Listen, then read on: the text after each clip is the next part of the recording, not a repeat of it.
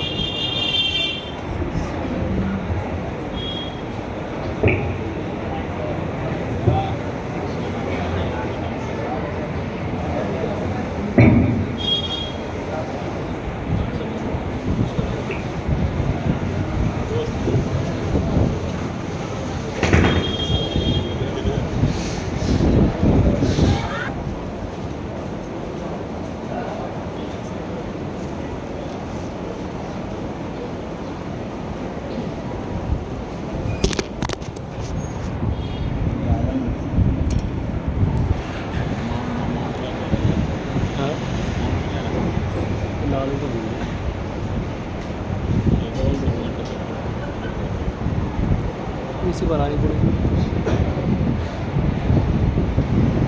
لا حول ولا قوة الا بالله العلي العظيم. الحمد لله الذي هدانا لهذا وما كنا لنهتدي لولا ان هدانا الله. لقد جاءت رسول ربنا بالحق. الصلاة والسلام والتحية والإكرام على سيد الأنبياء والمرسلين خاتم النبيين طه وياسين شفيع المذنبين إمام الحرمين والقبلتين وسيلتنا في الدارين صاحب قابا و قوسین جد الحسن والحسین محبوب رب المشرقین و رب المغربین مولانا و مولا الثقلین سیدنا و نبینا و شفیعنا و طبیبنا و حبیبنا و کریمنا و امامنا و ملجانا و مغیثنا و اولنا و اوسطنا و آخرنا و کلنا حضور جناب ابو القاسم احمد مجتبی محمد مصطفیٰ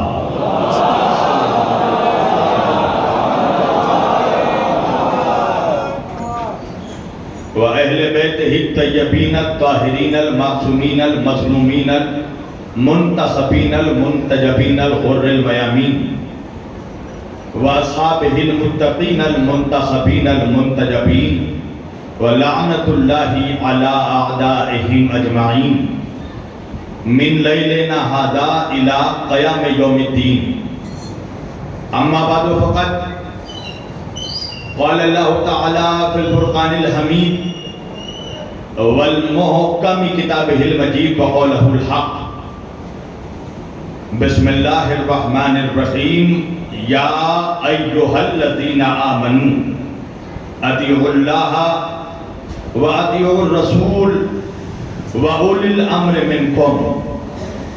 صدق الله المولانا العلي العظيم وبلغنا رسوله النبي الأمين الكريم ونحن على ذلك لمن الشاهدين والشاكرين والحمد لله رب العالمين. ایک بار دیگر درود پڑھیں سب مل کر محمد و آل محمد.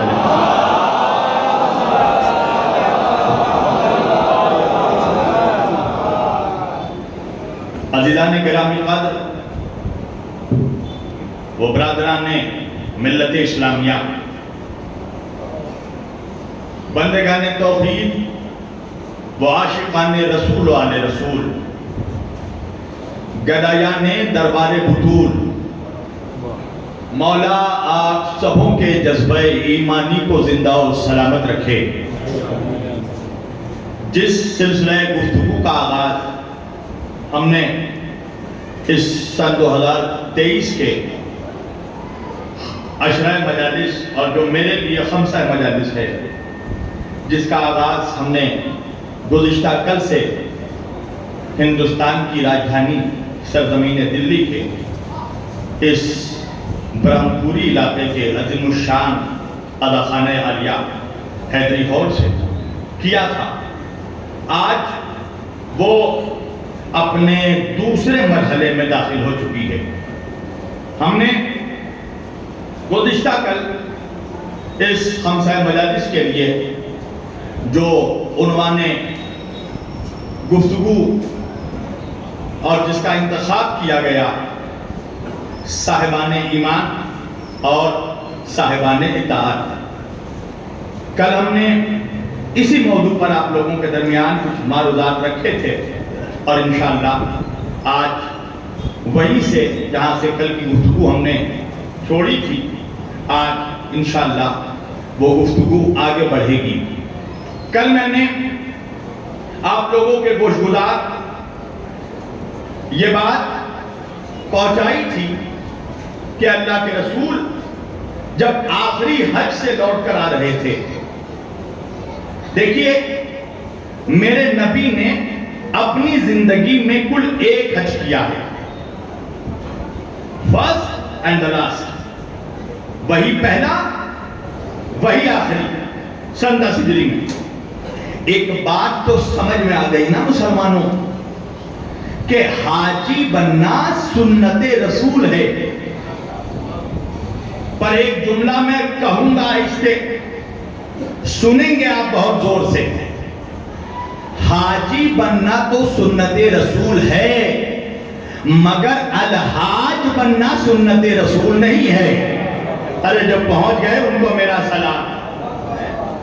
ایک میسج دے رہا ہوں، پڑوس میں غریب مسلمان باپ رو رہا ہے، اس کی بیٹی کے لیے اس کے پاس پیسے نہیں ہیں، تم حج پہ حج کیے جا رہے ہو، محلے کے بچوں کے پاس پڑھنے کی کتابیں نہیں ہیں، تم حج پہ حج کیے جا رہے ہو، اللہ ایسے حج کو تمہارے منہ پہ مار دے گا۔ اس لیے کہ بندوں کے اوپر دو طرح کے حقوق ہیں خدا کے، بندوں کے، ایک حق حقوق اللہ، ایک حقوق العباد۔ توجہ، حقوق اللہ کا جب قرآن میں اللہ نے ذکر کیا تو 300 مرتبہ، کتنی مرتبہ؟ 300 ٹائمز۔ توجہ، اور حقوق العباد جو تمہارے اوپر تمہارے ماں باپ کے حقوق ہیں، بیوی بچوں کے حقوق ہیں، پڑوسیوں کے حقوق ہیں، بھائی بہن کے حقوق ہیں، غربا کے، یتیموں کے، مسکینوں کے حقوق ہیں۔ اللہ نے جس قرآن میں حقوق اللہ کا ذکر 300 مرتبہ کیا، اسی قرآن میں اللہ نے حقوق العباد کا ذکر 1700 مرتبہ کیا، 1700 ٹائمز۔ توجہ، یعنی بات سمجھ میں آئی آپ کو کہ اللہ کے حقوق کے ساتھ بندوں کے حقوق ادا کرنے ہیں۔ دن بھر نماز پڑھتے رہو، پر گھر میں آ کر اگر ماں باپ کی گستاخی کی تو نمازیں منہ پہ مار دی جائیں گی، اس لیے کہ رب ارحمہما کما ربیانی صغیرا۔ اللہ نے تمہارے ماں باپ کو رب صغیر بنایا، تو پہلے ماں باپ راضی کرو پھر اللہ کو راضی کرنا۔ توجہ، یہ ایک میسج تھا آغاز میں جو میں نے دے دیا۔ تو میرے نبی نے زندگی میں ایک حج کیا، اور جب اس حج سے لوٹے تو میں نے کل بیان کیا کہ غدیر خم کے میدان میں 1.25 لاکھ حاجیوں کے درمیان اللہ کے رسول نے 1.25 لاکھ صحابہ، 1,26,000 صحابہ کرام۔ بھائی موضوع تو یہی ہے نا کہ اطاعت کس کی کرنی ہے۔ اگر قسم خدا کی ساری امت یہ سمجھ جائے کہ نبی کے بعد کس کی اطاعت کرنی ہے تو امت میں اختلاف ہی نہیں رہے گا. توجہ, اب کس کی اطاعت کرنی ہے؟ نبی نے کہا میں اپنے بعد دو بھاری چیزیں چھوڑ کر جا رہا ہوں. صحابہ نے کہا یا رسول اللہ ہم آپ کے بعد کس کا دامن پکڑیں گے؟ تو صحیح مسلم صحیح ترمذی شریف کا حوالہ دیا میں نے. نبی نے فرمایا انی تارکن فیکم الثقلین, میں اپنے بعد دو بھاری چیزیں چھوڑ کر جا رہا ہوں. توجہ بھائی, ثقلین کیا ہے؟ ثقلین ہے ثقل کا تسنیہ. یاد رکھنا عربی میں اور دوسرے گرامروں میں فرق یہ ہے کہ دوسرے لسانیات زبانوں میں جو گرامرز ہیں ان میں ایک کے لیے واحد آتا ہے, ایک سے زیادہ کے لیے جمع کا صیغہ آتا ہے. مگر عربی وہ زبان ہے کہ جس میں ایک کے لیے واحد آتا ہے. جب دو شے برابر کی ہوں تو اس کے لیے تثنیہ آتا ہے, اور جب دو سے زیادہ شے ہو تو اس کے لیے جمع آتا ہے. اب نبی کہہ رہے ہیں ثقلین, ثقلین یعنی دو برابر کے وزن, دو بھاری چیزیں. جس طرح دو امام مل کر ہو جاتے ہیں امامین. توجہ بھائی, تثنیہ کا قاعدہ کیا ہے؟ یا اور نون لگا کر اضافہ کر دیا جاتا ہے. دو امام ملے تو بن گئے امامین. دو سید برابر کے ہو تو ہو گئے سیدین. دو چاند برابر کے ہو تو ہو گئے نیرین. دو حرم برابر کے ہو تو ہو گئے حرمین. دو امام برابر کے ہو تو ہو گئے امامین. دو مشرق برابر کے ہو تو ہو گئے مشرقین. دو مغرب برابر کا ہو تو ہو گیا مغربین. اسی طرح جب دو وزن برابر کا ہو تو ہو گیا ثقلین. نبی نے کہا کہ میں اپنے بعد دو برابر کا وزن چھوڑ کر جا رہا ہوں, دو برابر کی بھاری چیزیں چھوڑ کر جا رہا ہوں. یہ بھاری کہہ کر نبی نے مولوی کو بتا دیا کہ دیکھو قرآن اور اہل بیت کو کبھی ہلکے میں مت لینا. اللہ جانے مجمع کہاں ہے. میں اردو میں تقریر کر رہا ہوں, میری طبیعت ہے اردو میں بولنے کی. اللہ کے رسول کہہ رہے ہیں ثقلین, دو بھاری چیزیں چھوڑ کر جا رہا ہوں. کتاب اللہ ہی, ایک اللہ کی کتاب ہے قرآن مجید. دوسری وعطرتی اہل بیتی, دوسری ہے میری عطرت میرے اہل بیت. جب تک ان دونوں کا دامن تھام کر رکھو گے لن تضلوا بعدی, جب تک ان دونوں کے دامنوں کو تھام کر رکھو گے کبھی گمراہ نہیں ہوگے. توجہ کرنا, کبھی گمراہ نہیں ہوگے. یہ دونوں آپس میں کبھی جدا نہیں ہوں گے, کبھی ڈیوائیڈ نہیں ہوں گے, یہاں تک کہ روز قیامت حوض کوثر پر آ کر قرآن اور میری عطرت مجھ سے ایک ساتھ ملاقات کرے گی. تو کبھی ان دونوں کو مت چھوڑنا, جب تک ان دونوں کا دامن تھام کر رکھو گے کبھی گمراہ نہیں ہوگے. اب سوال یہ ہے, مجھے یہ بتانا کہ نبی یہ کہہ کس سے رہے تھے؟ توجہ کرنا, کیا نبی کے سامنے دلی کا مولوی تھا؟ کیا نبی کے سامنے دیوبند کے مفتی تھے؟ کیا نہیں, نبی کے سامنے سب کے سب صحابی. اب مجھے جملہ کہنے دو, یعنی نبی بتا رہے ہیں کہ اگر صحابی نے اہل بیت کو چھوڑ دیا تو صحابی گمراہ ہو جائے گا. مولوی کی حیثیت کیا ہے؟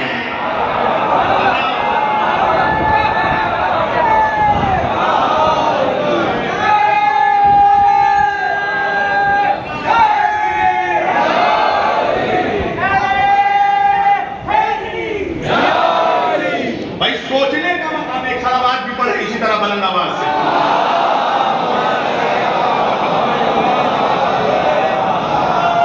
مقام ہے سوچنے کے لیے. مسلمانوں, اسلام عقل مندوں کے لیے آیا ہے. غور کرو, فکر کرو, عقل دوڑاؤ. اسلام خبط الحواسوں کے لیے نہیں آیا, دیوانوں کے لیے نہیں آیا, بدحواسوں کے لیے نہیں آیا. ذرا غور سے دیکھو, نبی اپنے صحابہ سے کہہ رہے ہیں کہ اگر تم نے میرے اہل بیت کو چھوڑ دیا تو گمراہ ہو جاؤ گے.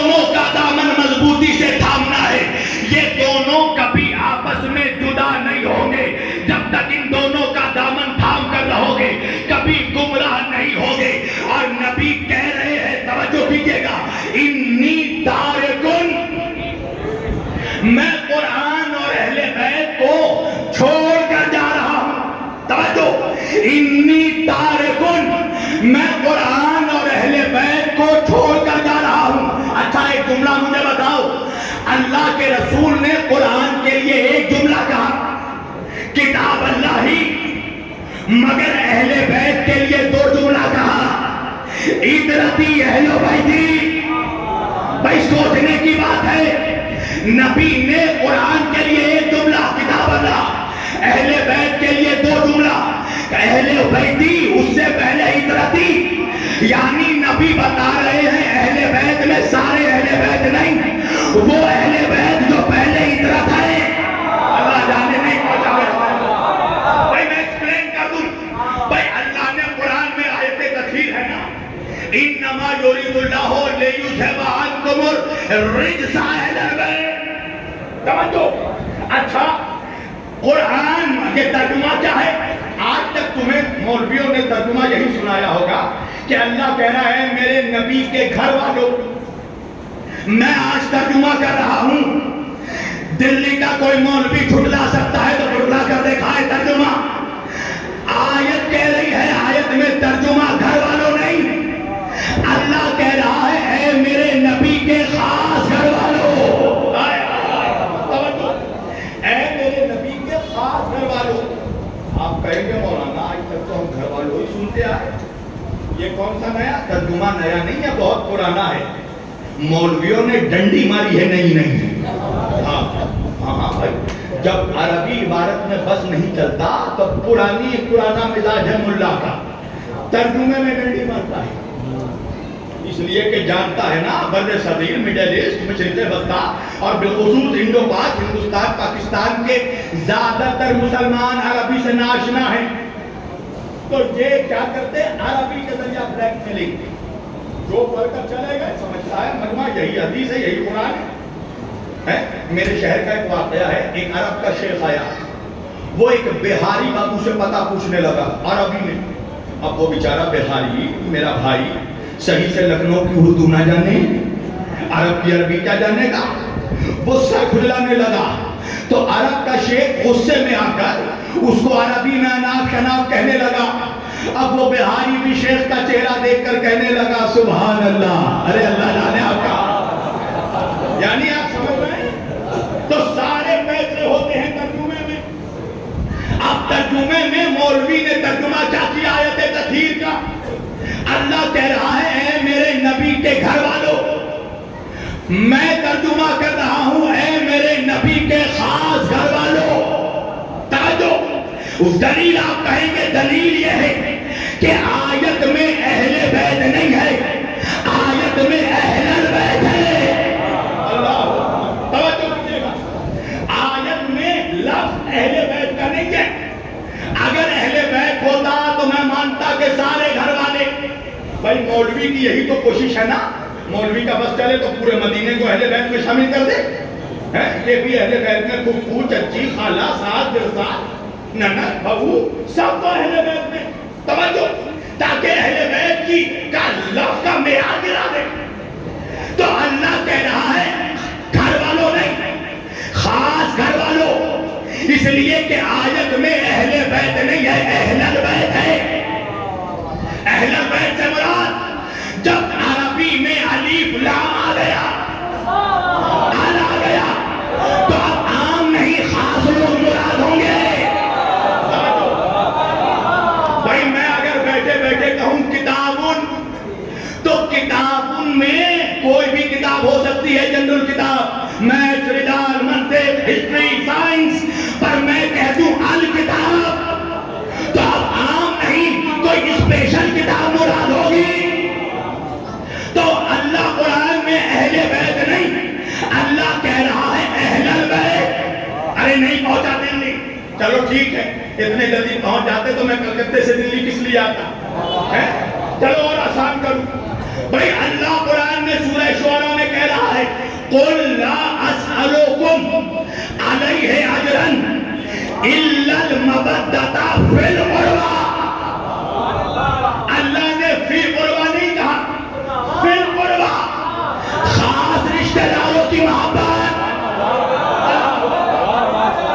तो एक बात समझ में आई दिल्ली वालों, रिश्तेदारी दो तरह ایک ہے عام رشتہ داری، ایک ہے خاص رشتہ داری، ایک ہے عام گھر والے، ایک ہے خاص گھر والے۔ اب تم مجھ سے کہو گے مولانا عام رشتہ داری اور خاص رشتہ داری میں فرق کیا ہے؟ سنو، عام رشتہ داری وہ رشتے ہیں جو ہم بناتے ہیں، خاص رشتہ داری وہ رشتے ہیں جو اللہ بناتا ہے۔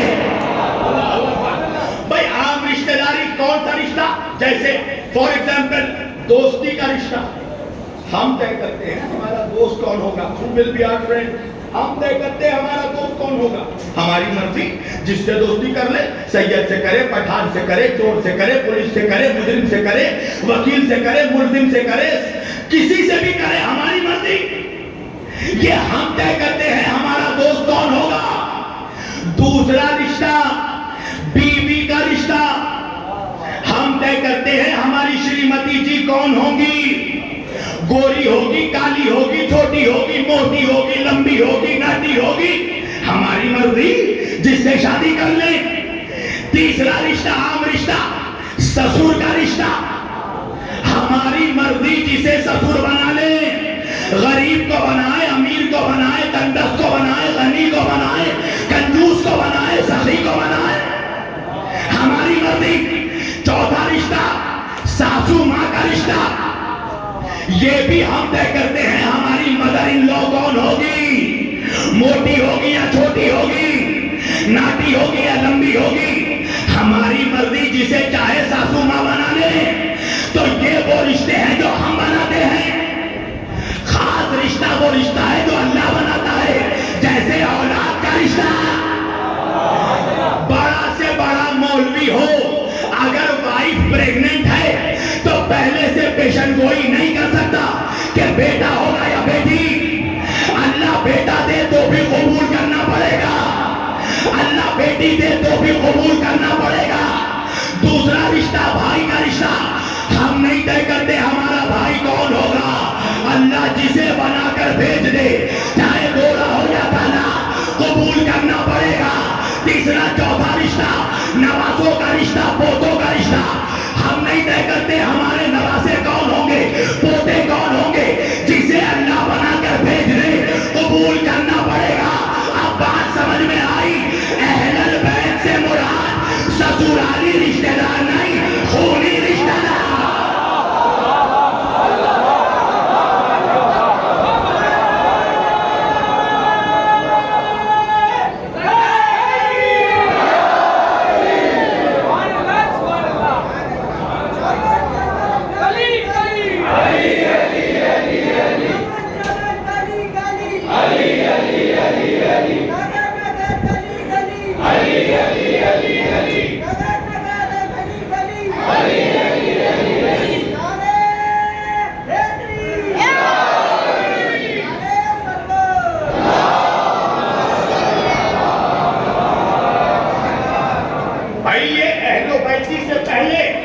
ادرتی کا جملہ بتا رہا ہے کہ عام گھر والے نہیں، خاص گھر والے۔ توجہ، چلو اور آسان کر دوں بھائی، آیت تطہیر کب نازل ہوئی؟ پوری حدیث قصہ نہیں سنانا۔ نبی کے چادر میں علی، فاطمہ، حسن و حسین جمع ہو گئے۔ توجہ، جب جمع ہو گئے تو رسول اللہ کی بیوی ام المومنین حضرت ام سلمہ تشریف لائی۔ اسے کوئی عام نہیں، اہل سنت کا بہت بڑا تفسیر کا امام جلال الدین سیوطی نے اس کو اپنی تفسیر در منصور میں لکھا کہ جناب ام سلمہ نے آ کر اجازت مانگی، یا رسول اللہ کیا مجھے بھی اجازت ہے کہ آپ پانچوں کے ساتھ میں بھی چادر میں شامل ہو جاؤں؟ تو نبی نے فرمایا، ام سلمہ تم خیر پر ہو، مگر پنجتن کے ساتھ چادر میں نہیں آ سکتی۔ اللہ جانے مجمع کہا ہے، ارے جب گھر والی اہل بیت کی برابری نہیں کر سکتی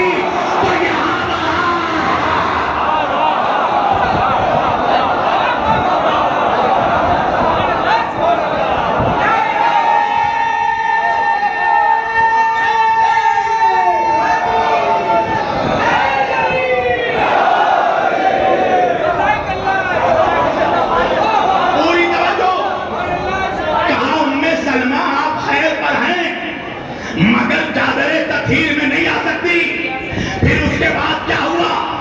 اللہ کے رسول نے چادر کے دونوں کونوں کو پکڑا، آسمان کی طرف دیکھا اور دیکھ کر فرمایا اللہم ہؤلائی اہل بیتی، اے اللہ تو گواہ ہو جا، بس یہی میرے اہل بیت ہیں۔ اب جیسے ہی کہا ویسے ہی اللہ نے جبریل کو سورہ احزاب کی آیت دے کر بھیجا، انما یرید اللہ لیذھب عنکم الرجس اہل البیت ویطہرکم تطہیرا۔ میں نے کہا وجہ کیا ہے؟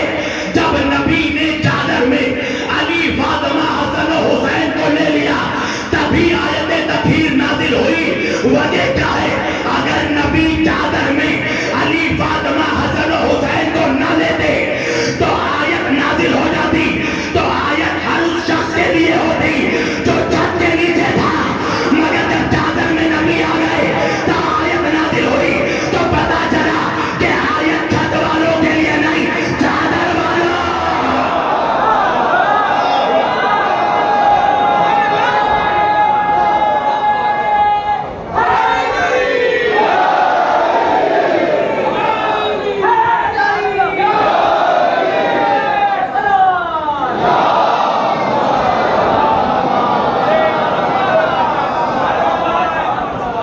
نبی کی حکمت سمجھ میں آئی؟ نبی نے کیوں چادر میں لیا علی، فاطمہ، حسن و حسین کو؟ گھر کے اندر ایک اسپیشل گھر بنایا اور بنا کر بتا دیا کہ یہ اسپیشل گھر والے ہیں۔ توجہ، اب نبی کہہ رہے انی تارکن، میں قرآن اور اہل بیت کو چھوڑے جا رہا ہوں۔ اچھا، اسی سے ملتا جلتا ایک جملہ اللہ نے بھی قرآن میں کہا، نبی نے حدیث میں کیا کہا؟ انی تارکن۔ اللہ نے قرآن میں کہا انی جاعل۔ توجہ، فرق کیا ہے؟ نبی نے انی تارکن اہل بیت کے لیے کہا، اللہ نے انی جاعل آدم کے لیے کہا۔ کیا کہا؟ انی جاعل فی الارض خلیفہ، میں زمین پر خلیفہ بنانے جا رہا ہوں۔ ایک بات قرآن میں یہ بھی سمجھ میں آ گئی مولویوں کہ خلیفہ بنانے کا حق ملا کو نہیں، اللہ کو ہے۔ ارے جو بہت جائے سلامات پڑھے بلند آواز سے۔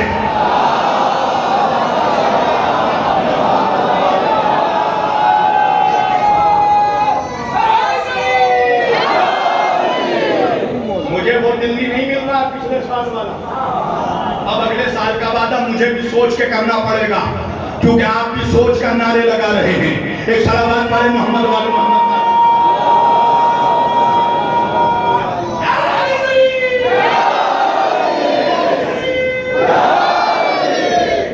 اللہ قرآن میں کہہ رہا انی جاعل، نبی حدیث میں کہہ رہے انی تارکن۔ نبی نے تارکن کہا اہل بیت کے لیے، اللہ نے جاعلون کہا آدم کے لیے۔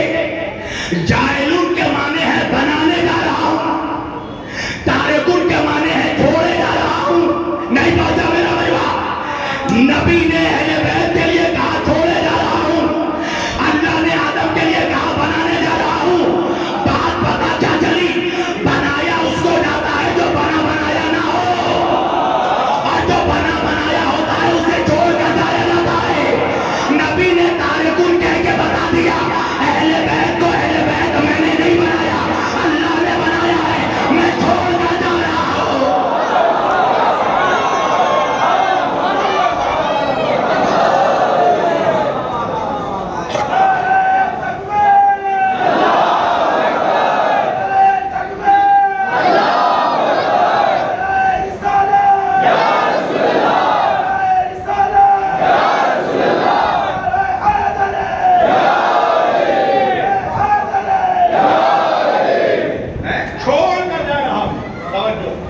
بنایا اس کو جاتا ہے جو پہلے سے نہ بنا ہو، اور جو بنا بنایا ہو اسے چھوڑ کر جایا جاتا ہے۔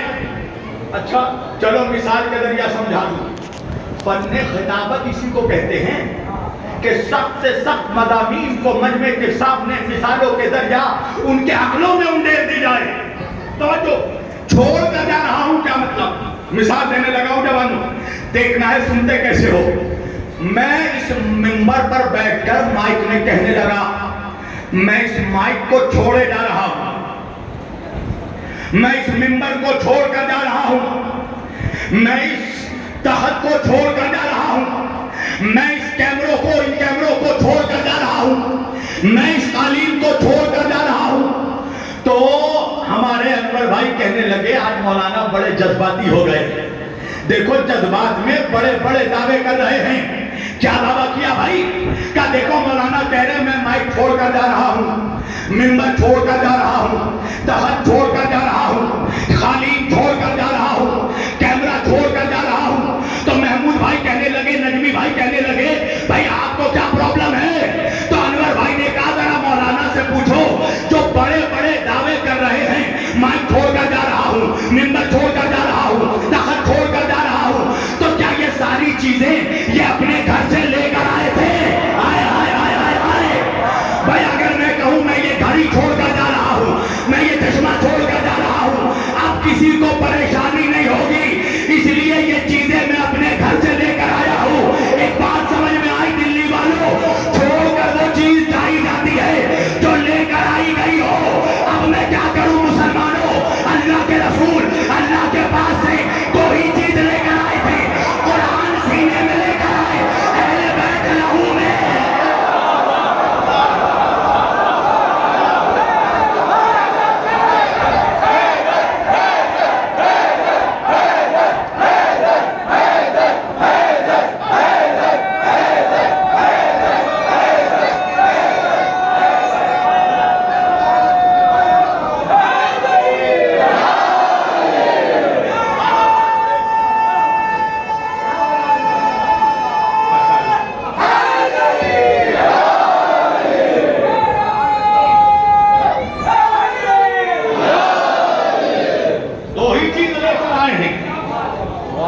قرآن سینے میں، اہل بیت لہو میں، باقی ساری چیزیں یہاں پر ملی. صحابہ یہاں ملے، بیویاں یہاں ملی، امت یہاں ملی، اہل بیت وہاں ملے.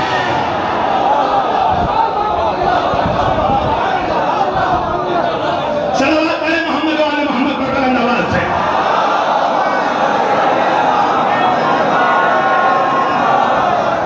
جو وہاں ملی اسے لے کر آئے. اس لیے نبی نے کہا انی تارک، میں قرآن کے ساتھ اہل بیت کو چھوڑ کر جا رہا ہوں. ضرورت کیا تھی یا رسول اللہ؟ ضرورت کیا تھی؟ قرآن کے ساتھ آپ نے اہل بیت کو کیوں چھوڑا؟ اسی لیے تو مولوی آج تک غصہ ہے. کیا کرتے ہیں؟ آقا معاف کیجیے گا، قرآن کے ساتھ مولوی کو چھوڑ دیتے. ارے کچھ کہہ رہا ہوں، آپ بھی بہت مسکرا رہے ہیں، مگر بات میں سیریس کر رہا ہوں. یا رسول اللہ، قرآن کے ساتھ مولوی کو چھوڑ دیتے، مفتی کو چھوڑ دیتے، مگر نبی نے قیامت تک قرآن کے ساتھ نہ مولوی کو چھوڑا نہ مفتی کو چھوڑا، صرف اہل بیت کو چھوڑا. وجہ کیا ہے؟ وجہ یہ ہے کہ اللہ قرآن میں سورہ واقعہ میں اعلان کر رہا ہے لا یمسہ الا المطہرون. قرآن کو کوئی ناپاک چھو نہیں سکتا. ارے اللہ جانے مجمع کہا ہے قرآن کو کوئی ناپاک چھو نہیں سکتا. جتنا بڑا مولوی ہو کبھی نہ کبھی تو اس پر غسل واجب ہوا ہوگا. تو جب غسل واجب ہوا تو قرآن سے جدا ہوا نا، تو پتا چلا کہ قرآن کے ساتھ قیامت تک وہی لوگ رہ سکتے ہیں جو اتنے ہی پاک ہو جتنا قرآن. واہ واہ واہ واہ، کیا بات ہے.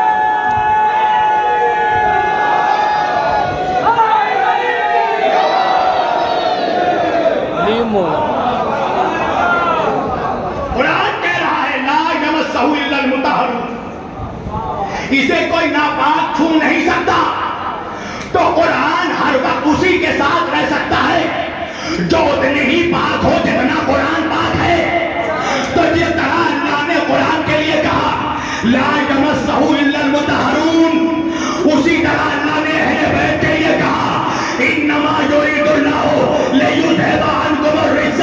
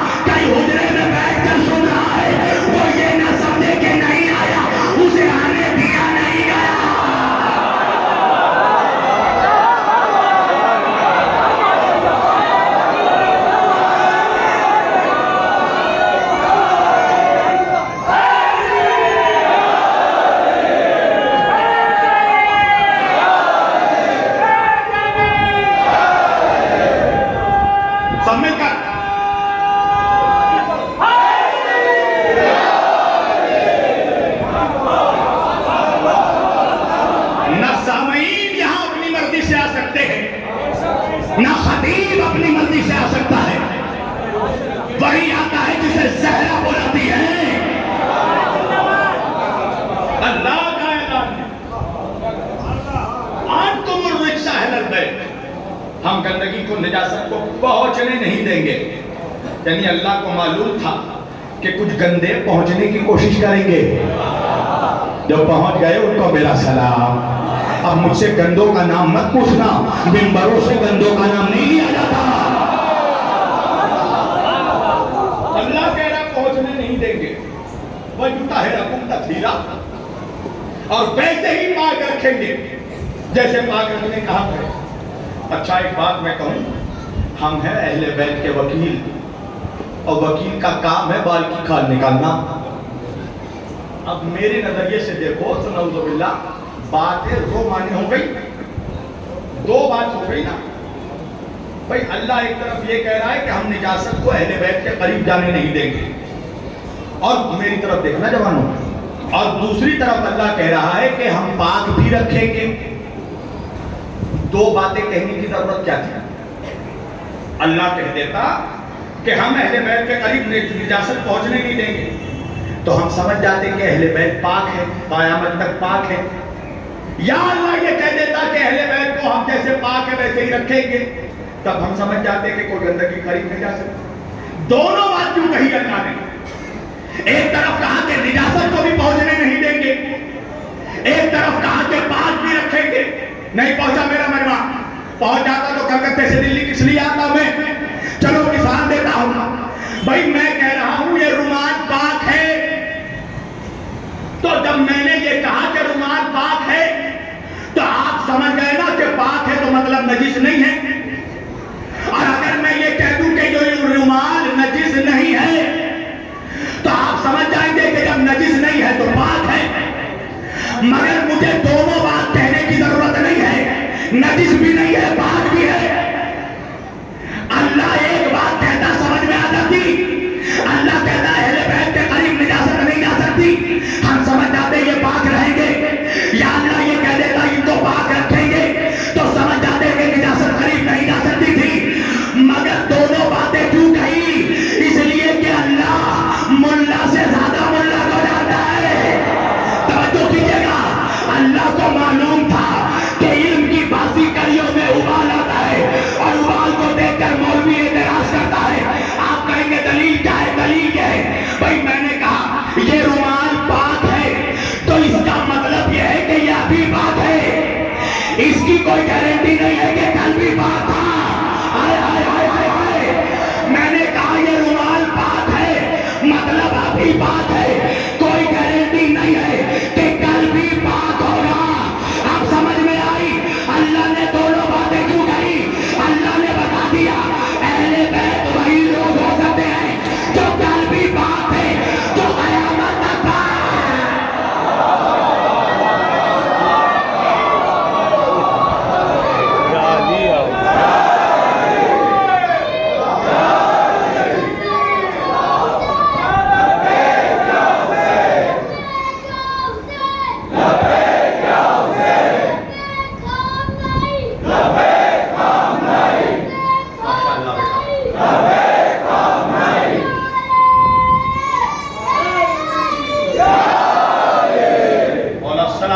दिल्ली के इन बच्चों को मौला सलामत रखे, इनके माँ बाप को, जिन्होंने अपने बच्चों को अहले बैत की भी अजमत बताई है, महाराजे की भी अजमत बताई है।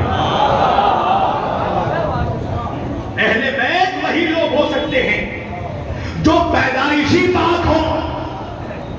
नहीं पहुंचा ये जुमला, फिर दोबारा कह रहा हूं, अहले बैत वही लोग हो सकते हैं जो हमेशा पाक हो। अरे हमसे ना सही, कम से कम अम्मा जान से पूछ लो। किसी ने उम्मुल मोमिनीन से पूछा कि आप बताइए फातिमा ज़हरा की अज़मत क्या है, तो उम्मुल मोमिनीन ने कहा उस फातिमा की अज़मत में क्या बयान करूं, मैंने अपनी आंखों से देखा, हसन पैदा हुए सुबह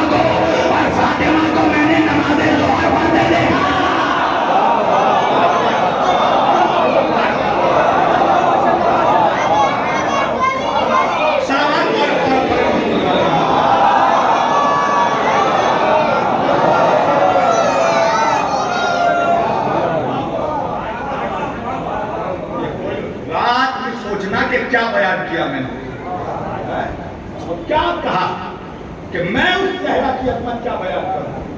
میں نے دیکھا حسن صبح پیدا ہوئے اور میں نے سجدہ کو نماز ظہر ادا کرتے دیکھا. حیثیت کیا ہے تو چوری کے مولوی کی کہ اہل بیت کی برابری کرے. ارے مولوی تجھے اللہ نے پیدا کہاں سے کیا؟ پڑھ قرآن. اللہ کہہ رہا ہے اِنَّا خَلَقْنَا الْإِنسَانَ مِن نُطْفَةٍ أَمْشَاجٍ نَبْتَلِيهِ فَجَعَلْنَاهُ سَمِيعًا بَصِيرًا. اللہ کہہ رہا ہے ہم نے انسانوں کو ملے جلے گندے نطفے سے پیدا کیا. میں نے کہا مولوی پیدا ہوا ہے نجس نطفے سے، مقابلہ ان کا کر رہا ہے جو اللہ کے نور سے پیدا ہوا ہے. کیا بات ہے، کیا بات ہے. سبحان اللہ، سبحان اللہ.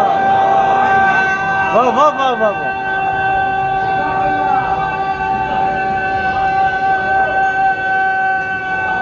سب مل کر علیم مولا. ہماری حیثیت کیا ہے؟ ہماری حیثیت کیا ہے؟ واہ واہ واہ. یہ قرآن ہے. قرآن اللہ کہہ رہا من نطفۃ امشاج نبتلیہ. ہم نے انسان کو ملے جلے مخلوط گندے نطفے سے پیدا کیا. تو دنیا کا ہر انسان چاہے مولوی ہو، مفتی ہو، عالم ہو، فاضل ہو، پیدا ہوا تو نجس. تو ہم اور آپ کون؟ دنیا میں آئے تو نجس اور دنیا سے گئے بھی تو نجس. مولوی جب تو دنیا میں آیا تو بھی نجس، دنیا سے گیا تو بھی نجس، دنیا میں آئے بھی نجس اور گئے تو اتنے نجس کہ کوئی چھو دے وہ بھی نجس. واہ واہ واہ واہ. کوئی چھو دے وہ بھی نجس اور آئے تو ننگے آئے. اللہ جانے آپ کہاں ہیں. دنیا کا ہر انسان ننگا پیدا ہوا. اہل سنت کا امام جلال الدین سیوطی اپنی تفسیر میں لکھتے ہیں کہ نبی کے گھر کا ہر بچہ لباس کے ساتھ آیا. کوئی بتائے مولویوں کو کہ ننگے پیدا ہونے والے لباس والوں کا مقابلہ نہیں کر سکتے. صلوات پڑھے بابا بلند محمد وآل محمد.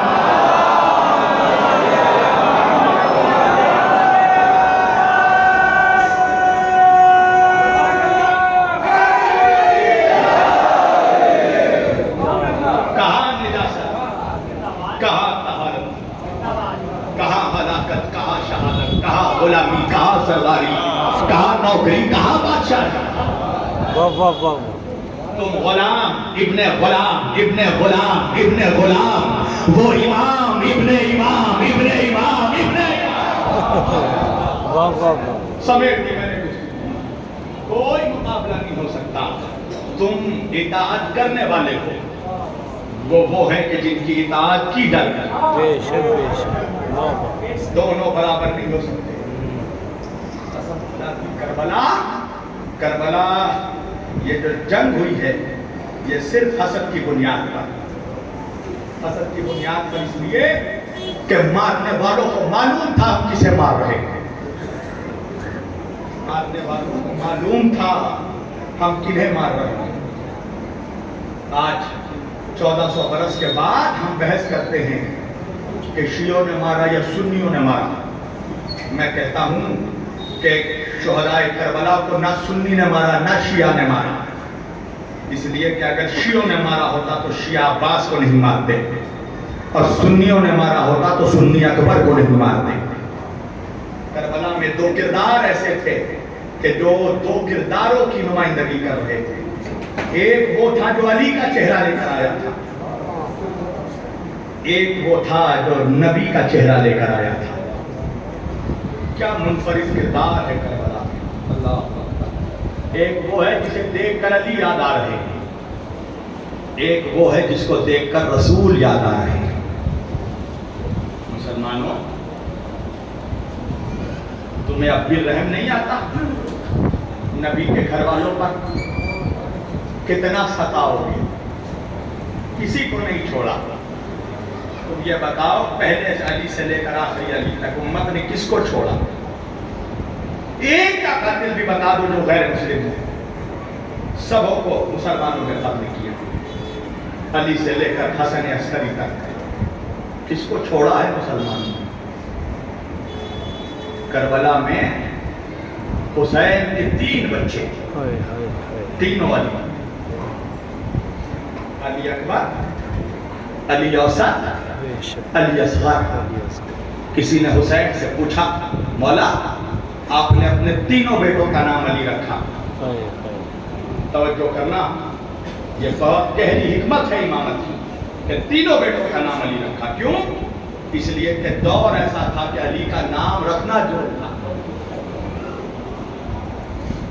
اگر کوئی علی کا نام رکھ لے تو اس کے ساتھ اس کے باپ کو بھی ذبح کر دیا جاتا تھا۔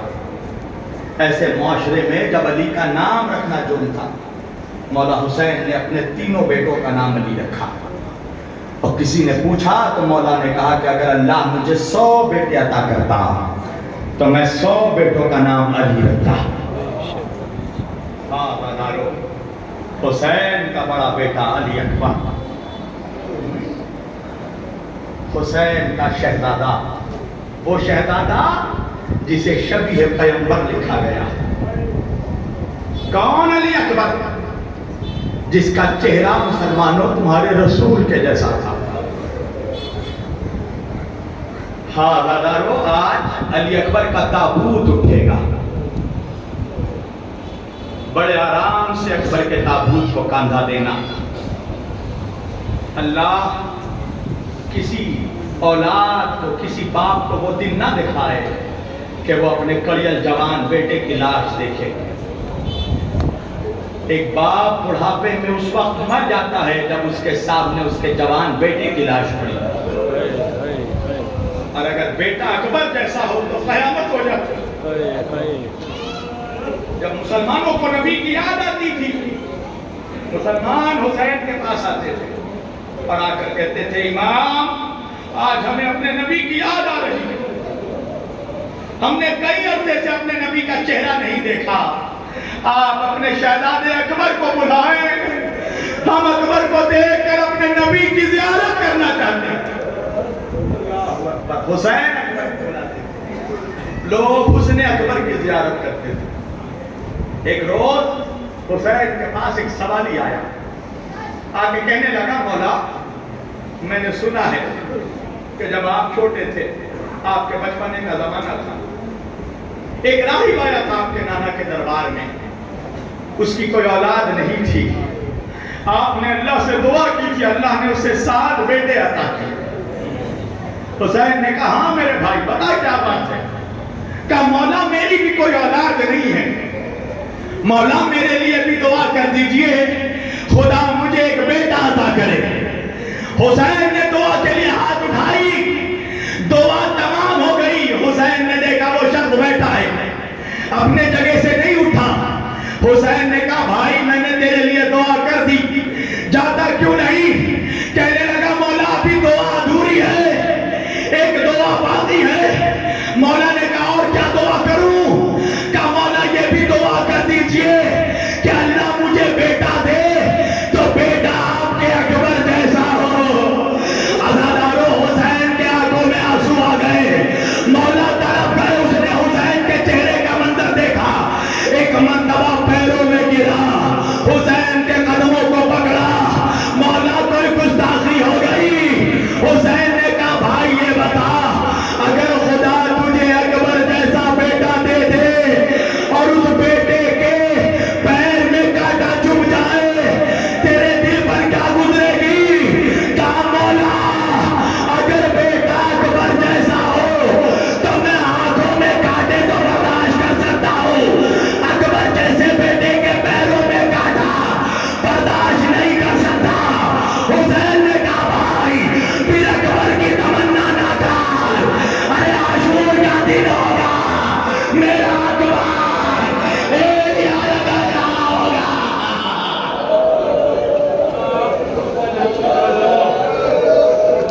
خدا آپ کو کوئی غم نہ دے سوائے غم حسین کے۔ اللہ تمہارے جوانوں کو سلامت رکھے، اللہ تمہارے بوڑھوں کو وہ دن نہ دکھائے جو کربلا میں حسین نے دیکھا۔ آزادارو، دن گزرتے گئے، زمانہ گزرتا گیا، عاشور کا دن آیا، 61 ہجری آ گئی۔ آزادارو سنو گے، حسین یہ چاہتے تھے کہ जैसे ही आशूर का सूरज नमोदार हुआ, हुसैन ये चाहते थे कि मैदान में सबसे पहले अकबर को भेजे। साहबा ने, अंसार ने हुसैन के कदमों को पकड़ लिया। मौला हम जिंदा रहे, अकबर की जवानी लुट जाए।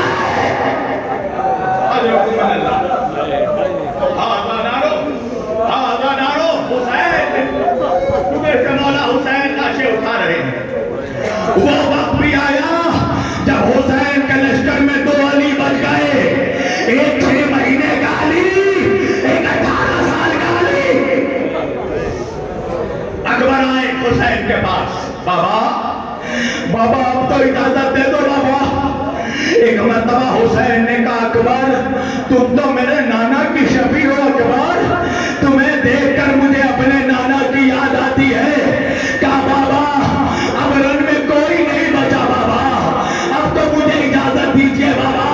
हुसैन ने कहा, अकबर बेटा तो तू मेरा है, मगर पाला तुझे ज़ैनब ने है। अकबर अगर इजाजत चाहिए तो पहले फूफी से जाकर इजाजत लो। अदालत सुनोगे, मैं बहुत आहिस्ते आहिस्ते पढ़ रहा हूँ, इसलिए क्या अकबर के मसाए पढ़ना ये कोई आसान काम नहीं है। अकबर आए ज़ैनब के पास, सलाम किया, सलाम का जवाब मिला। एक मर्तबा कहने लगे, फूफी अम्मा बाबा से इजाजत मांगता हूँ। बाबा कहते हैं कि अगर आपने इजाजत दे दी तो बाबा इजाजत दे देंगे। अदादारो सुनोगे, एक मर्तबा फूफी अम्मा ज़ैनब कहने लगी, अकबर तेरा बाबा तुझे कैसे इजाजत दे? अकबर तुम्हें मालूम है क्या मांग रहे हो? एक बाप से मरने की रज़ा फूफी अम्मा आप इजाजत दे दीजिए। ज़ैनब ने कहा, अकबर इसी दिन के लिए पाला था कि मकतब में जाने की इजाजत दे दूं। अदादारो सुनोगे, अकबर ने अपना सर ज़ैनब के ज़ानू पर रख दिया। ज़ैनब अकबर के घुंघरेलू बालों को सहलाने लगी। एक मर्तबा बड़ी नाज से अकबर ने कहा, फूफी अम्मा इजाजत ना देती ना सही, मेरे एक सवाल का जवाब दे दो। शहजादी ने कहा, अकबर कैसा सवाल? का फूफी अम्मा इतना बता दो, मेरी माँ उम्मे ज़हरा ज़्यादा अफजल है या बाबा हुसैन की माँ फातिमा ज़हरा? शहजादी ने कहा, अकबर कैसा सवाल किया? अरे वो सैयदतुन निसा जिसकी ताज़ीम को नबी खड़े हो जाते थे। अकबर ने हाथ जोड़कर कहा, फूफी अम्मा इंसाफ करना, लैला का बेटा जिंदा रहे।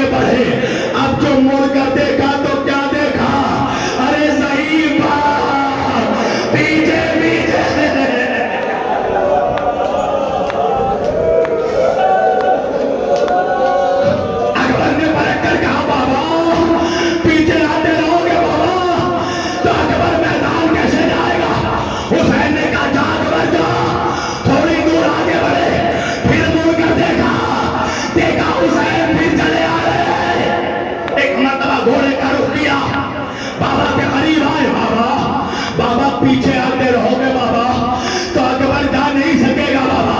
सुनोगे अदादारो, हुसैन ने एक मर्तबा हजरत से अकबर का चेहरा देखा और देख कर कहा अकबर तुम मेरा दर्द नहीं समझ सकोगे अकबर, इसलिए कि तुम्हारा कोई अकबर जैसा जवान बेटा अकबर तुम्हारे सीने में पूरे बाप का दिल नहीं है। जाओ अकबर इजाजत दी। अदादारो, एक मर्तबा अकबर ने मैदान में हमला किया। हमीद इब्ने मुस्लिम कहता है कि अकबर के जंग का मैंने एक निराला अंदाज देखा। अकबर भीड़ में दाखिल होते थे और चुन चुन कर कुछ सिपाहियों को मारते थे। हमीद इब्ने मुस्लिम कहता मैं समझ नहीं पाया। जब मैं करीब गया तो मैंने देखा अकबर भीड़ में दाखिल होते हैं, पहले यजीद के लश्कर के बड़े बड़े पहलवानों को कत्ल करते हैं।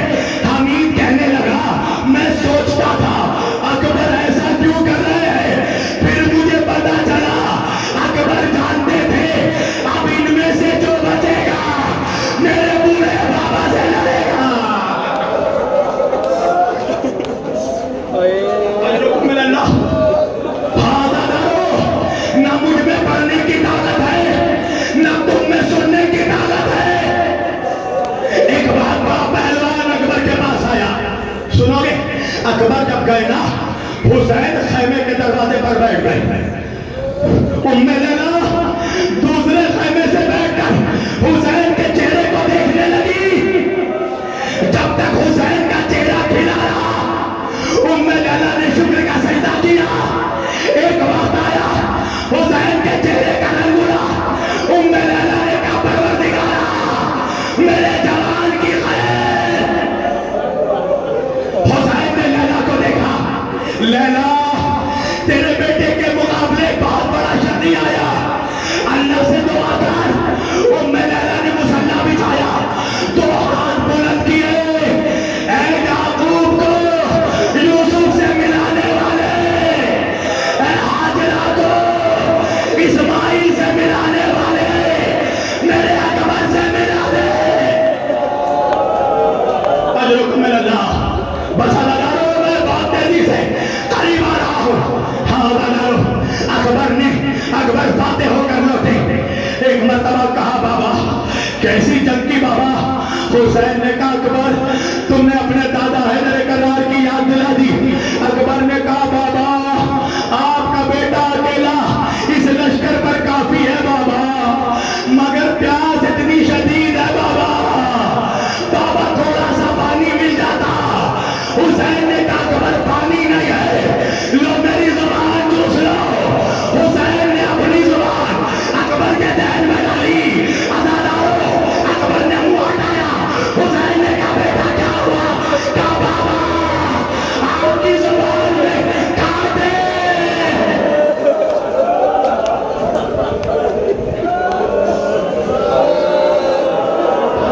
हाँ अदादारो, रोने में कोई कमी मत करना। तुम्हें ज़हरा भी देख रही है, ज़ैनब भी देख रही है, लैला भी देख। हाँ अदादारो, अकबर आगे बढ़ते रहे। एक मर्तबा वो मेरे साथ नहीं निकला, कहने लगा ये अली का पोता है, ऐसे बस में नहीं आएगा, इसके सीने पे नेज़ा फेंका जाए। अदादारो, हसीन इब्ने नमीर लानती निकला। एक मर्तबा नेज़ा मारा, नेज़ा अकबर के सीने पर, अकबर सीने से जमीन पर। बाबा बाबा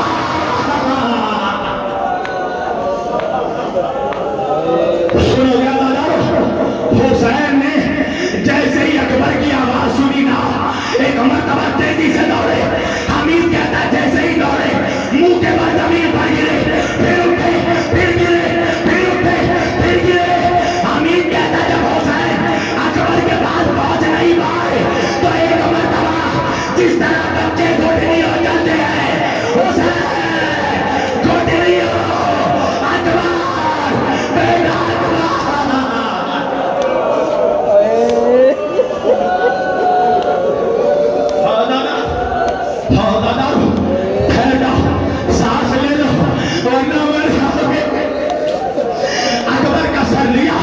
زانو پر رکھا. اکبر بیٹا کوئی خواہش ہے؟ بابا بہن صغرا مدینے میں میرا انتظار کر رہی ہے. بابا بابا ایک مرتبہ صغرا کو دکھا دو. حسین نے تو انگلیوں کا اشارہ کیا.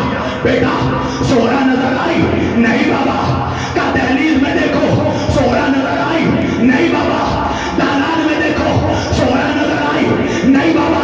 ایک مرتبہ اکبر کی چیخ نکلی. حسین نے کہا اکبر کیا ہوا؟ کہا بابا میری صغرا اب تک وہی بیٹھی ہے جہاں مجھے رخصت کیا تھا.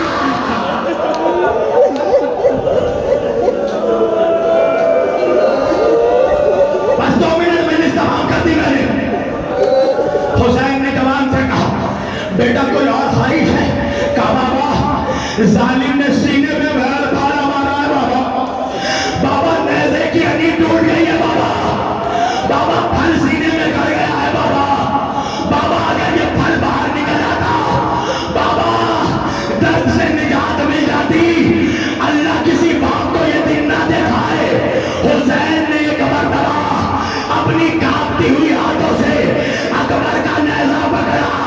چاہ کے نیزہ نکالے. ارے جوان کا سینہ ہوا پہ بلا.